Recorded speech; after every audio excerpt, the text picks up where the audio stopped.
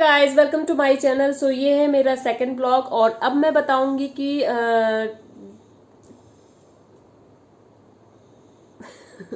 बताने से पहले आप मेरे चैनल को लाइक करें, शेयर करें एंड सब्सक्राइब करें और मेरे चैनल को ग्रो करने में हेल्प करें। और मैं हूं शिल्पी सिंह, जो कि आपको पता है। तो मुझे ये बात करनी थी कि मेरी एक बेटी है और मेरा 3 एबॉर्शन हो चुका है। तो अभी जो मैंने कराया है वो तीसरा था और 2 मेरे पहले हो चुके हैं। तो मेरा फर्स्ट एबॉर्शन कैसे हुआ वो मैं आपको बताती हूँ। फर्स्ट एबॉर्शन ऐसे हुआ कि शादी के 3 से 4 महीने बाद ही मुझे प्रेगनेंसी हो गई, जो कि मुझे नहीं चाहिए थी। मैंने कुछ कंडीशंस थी, कंडीशन भी थी और 3 से 4 महीने में मतलब मेंटली प्रिपेयर भी नहीं थे। इस वजह से मुझे नहीं चाहिए थी। तो हमने पिल्स खा ली। मतलब हमने डिसाइड किया कि पिल्स ले लेते हैं और कर लेंगे घर पे, क्योंकि 1 से 1.5 महीने की बात थी। तो हमने पिल्स ही जा खाना प्रेफर किया। तो हस्बैंड दवाई ले आए और मैंने खा ली दवाई।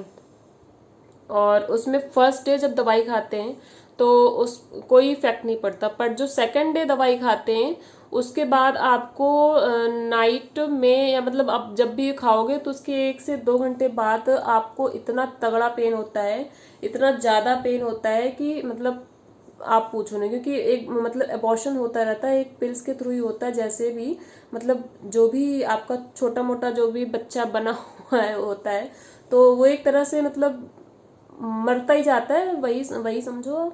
तो मतलब उस दिन रात में पूरी रात बहुत ज़्यादा पेन और ब्लड लॉस, 5 से 6 पैड यूज़ हो जाते हैं और कई मतलब बहुत ज़्यादा पेन होता है, खून बहुत ज़्यादा निकलता है और यही सब चीज़ें।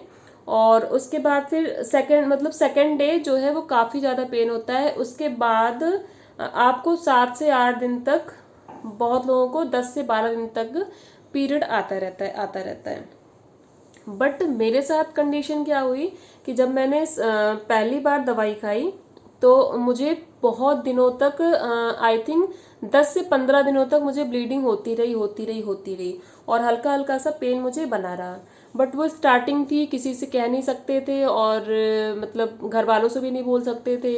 और फिर अगल बगल में आंटी लोगों से पूछा तो उन्होंने ये बोला कि एक बार दवाई दोबारा से खा लो। कभी कभी ये होता है कि छोटा मोटा टुकड़ा जो है वो बचा रह जाता है, जिसके कारण आपको ब्लीडिंग होती रहती है। तो तब भी हमने ये नहीं सोचा कि डॉक्टर को दिखा लेते हैं। और हमने फिर से एक दवाई, सेम जो मेडिसिन होती है पहले मतलब जो खाई जाती है, वही मेडिसिन हमने दोबारा से उसी प्रोसीजर में खा ली। जैसे कि एक पहले खानी होती है और एक सेकेंड डे खानी होती है, उसी प्रोसीजर में हमने खा ली। और फिर से वो पेन, वही पेन और वो मतलब ब्लीडिंग होना, महीने भर ये वाली ब्लीडिंग चलती रही।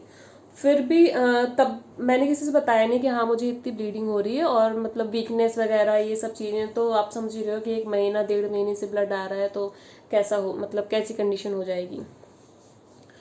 फिर एक लोगों से हमने कंसल्ट किया।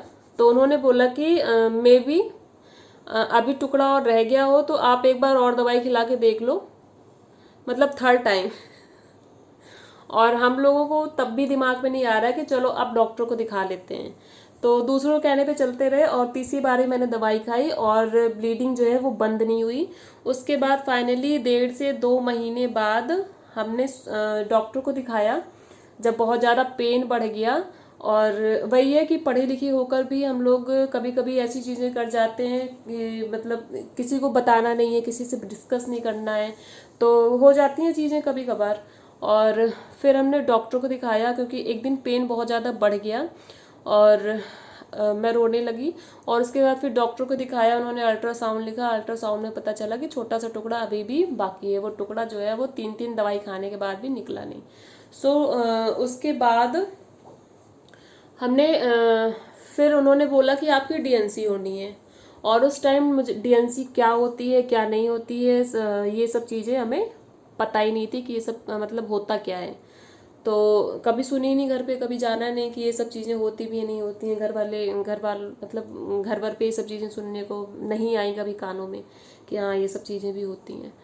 उसके बाद फिर मैंने यूट्यूब पे सर्च किया कि डीएनसी क्या होती है, और उसके बाद जब उसमें प्रोसीजर दिखाया कि भैया ऐसे ऐसे होता है, तब तो मेरी हालत ख़राब। और हमने उस दिन तो पूरी रात रोना धोना, एक्चुअली मेंटली प्रिपेयर नहीं थे। और उन डॉक्टर ने बोला था ये आपको कल ही करानी है, क्योंकि मुझे पेन बहुत दिनों से हो रहा था, 1.5 से 2 महीने हो गए थे, ब्लड लॉस हो रहा था, पेन हो रहा था। और हमने ये मतलब हस्बैंड समझाने की कोशिश कर रहे थे कि जितनी जल्दी करवा लोगे उतनी जल्दी तुम्हारा दर्द खत्म हो जाएगा। बट वो जो प्रोसीजर है डीएनसी का, वो प्रोसीजर देख के मतलब इतना डर लग रहा था मुझे कि नहीं, मतलब होता है ना फर्स्ट टाइम कि कैसे करवाएंगे ये सब चीज़ें इस तरह से जो दिखाई जाती हैं यूट्यूब में, मतलब रियल में ही होती हैं, उसमें तो दिखाई जाती ही हैं कि हाँ ऐसे मतलब ऐसे ऐसे होना है।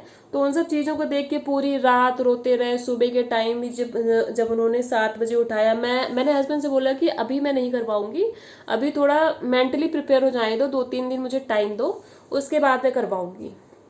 बट उन्होंने बोला कि भैया जितना दिन तुम लेट करोगी उतना ही तुम्हारा पेन जो है वो बढ़ता रहेगा, डेली डेली तुम्हें पेन होगा, इससे अच्छा ही कल ही करवा लो। अब मेरी हालत ख़राब। और उसके बाद सुबह 9 बजे की अपॉइंटमेंट थी और 7 बजे निकलना था हमें, क्योंकि हॉस्पिटल थोड़ा दूर था, वो भी किसी ने बताया था हमको कि हाँ वहाँ पे करवा सकते हैं, मतलब वहाँ पे करवाएंगे, उनकी जान पहचान थी। फिर वहाँ पे 7:30-8 बजे हम लोग घर से निकले, 8 नहीं 7:30 बजे निकले। फिर वहाँ पे पहुँचे, वहाँ पे भी काफ़ी डर रोना धोना लगा हुआ था। उसके बाद जब वहाँ पे पहुँचे फिर उन्होंने करा धरा भैया अपना जैसे जैसे जो भी होता है। और तब जाके मतलब ऐसा लग रहा था कि मतलब क्या ही करवा लिया हमने।